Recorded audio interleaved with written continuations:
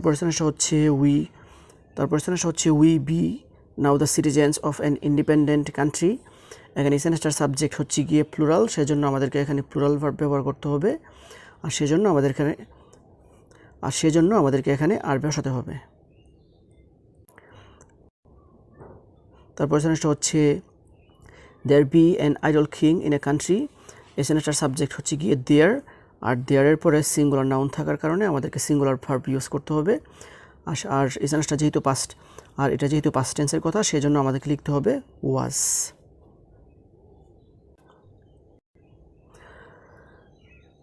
তারপর use right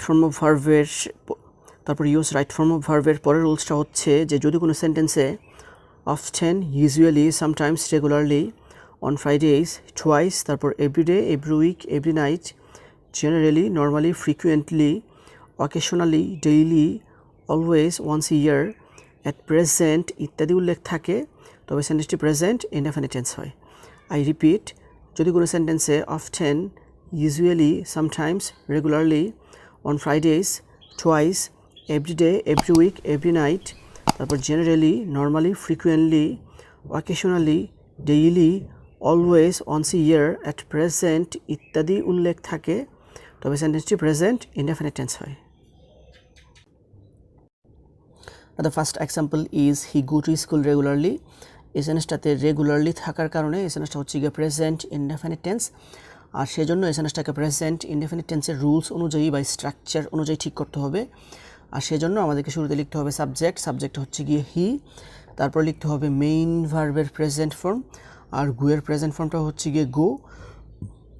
তবে present indefinite টেন্সের সময় সাবজেক্টে থার্ড পারসন সিঙ্গুলার নাম্বারে থাকলে আমাদেরকে ভার্বের সাথে এসবিএস যোগ করতে হবে, আর হি হচ্ছে গিয়ে থার্ড পারসন সিঙ্গুলার নাম্বার, সেই জন্য আমাদেরকে গুয়ের সাথে ইএস যোগ করতে হবে।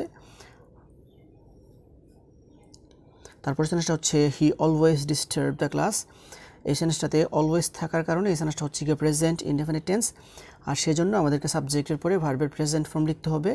ডিস্টার্বের প্রেজেন্ট ফর্ম হচ্ছে গিয়ে ডিস্টার্ব, তারপর সাবজেক্টে থার্ড পারসন সিঙ্গুলার নাম্বার হওয়ার কারণে আমাদেরকে ভার্বের সাথে এস যোগ করতে হবে, আর সেজন্য আমাদেরকে লিখতে হবে ডিস্টার্বস। তারপর সেন্টেন্সটা হচ্ছে এ গুড বয় লার্ন হিজ লেসন্স রেগুলারলি। এই সেন্টেন্সটাতে রেগুলারলি থাকার কারণে এই সেন্টেন্সটা হচ্ছে গিয়ে প্রেজেন্ট ইনডেফিনিট টেন্স, আর যেহেতু প্রেজেন্ট ইনডেফিনিট টেন্স সেহেতু আমাদেরকে সাবজেক্টের পরে ভার্বের প্রেজেন্ট ফর্ম লিখতে হবে। এ গুড বয় হচ্ছে গিয়ে সাবজেক্ট, লার্ন হচ্ছে গিয়ে ভার্বের প্রেজেন্ট ফর্ম, আর এ গুড বয় এই সাবজেক্টটা যেহেতু থার্ড পারসন সিঙ্গুলার নাম্বার, সেজন্য আমাদেরকে ভার্বের সাথে এস যোগ করতে হবে, আর সেজন্য ভার্বটাকে চেঞ্জ করে লিখতে হবে লার্নস।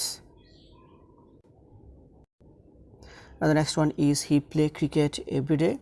এই সেন্টেন্সটাতে এভরিডে থাকার কারণে এই সেন্টেন্সটা হচ্ছে গিয়ে প্রেজেন্ট ইনডেফিনিট টেন্স, আর যেহেতু সেন্টেন্সটা প্রেজেন্ট ইনডেফিনিট টেন্স সেই জন্য সাবজেক্ট এর পরে ভার্বের প্রেজেন্ট ফর্ম লিখতে হবে। হি হচ্ছে গিয়ে সাবজেক্ট, প্লের প্রেজেন্ট ফর্মটাও প্লে, আর সাবজেক্টটা থার্ড পারসন সিঙ্গুলার নাম্বার হওয়ার কারণে আমাদেরকে ভার্বের সাথে এস যোগ করতে হবে, সেজন্য প্লের সাথে এস যোগ করে লিখতে হবে প্লেস।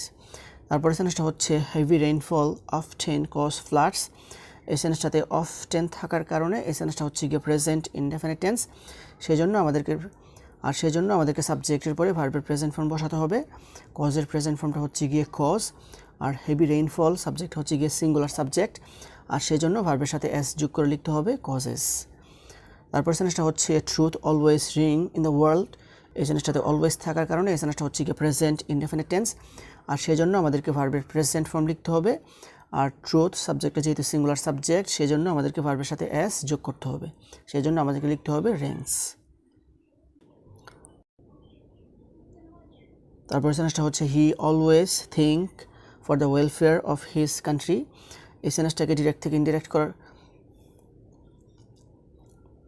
এই সেন্টেন্সটাতে অলওয়েজ থাকার কারণে এই সেন্টেন্সটা হচ্ছে গিয়ে প্রেজেন্ট ইনডেফিনিট টেন্স, আর যেহেতু সেন্টেন্সটা প্রেজেন্ট ইনডেফিনিট টেন্স সেজন্য সাবজেক্টের পরে ভার্বের প্রেজেন্ট ফর্ম লিখতে হবে। হি হচ্ছে গিয়ে সাবজেক্ট, তারপর হচ্ছে গিয়ে অলওয়েজ, তারপর ভার্বের প্রেজেন্ট ফর্মটা হচ্ছে গিয়ে থিঙ্ক, আর হি সাবজেক্টটা যেহেতু থার্ড পারসন সিঙ্গুলার নাম্বার সেজন্য থিঙ্কের সাথে এস যোগ করে লিখতে হবে থিংস। তারপর সেন্টেন্সটা হচ্ছে they always respect their teachers. এখানে এই সেন্টেন্সটাতে অলওয়েজ থাকার কারণে এই সেন্টেন্সটা হচ্ছে গিয়ে প্রেজেন্ট ইনডেফিনিট টেন্স, আর যেহেতু সেন্টেন্সটা প্রেজেন্ট ইনডেফিনিট টেন্স সেই জন্য আমাদেরকে ভার্বের প্রেজেন্ট ফর্ম লিখতে হবে। রেসপেক্টের প্রেজেন্ট ফর্মটাও হচ্ছে গিয়ে রেসপেক্ট, আর সাবজেক্টটা যেহেতু থার্ড পারসন সিঙ্গুলার নাম্বার না, সেই জন্য আমাদেরকে ভার্বের সাথে এস বাই এস যোগ করতে হবে না। তারপরে সেন্টেন্সটা হচ্ছে এভরিডে উই ফেস ইট। এই সেন্টেন্সটাতে এভরিডে থাকার কারণে এই সেন্টেন্সটা হচ্ছে গিয়ে প্রেজেন্ট ইনডেফিনিট টেন্স, সেই জন্য আমাদেরকে সাবজেক্টের পরে ভার্বের প্রেজেন্ট ফর্ম লিখতে হবে।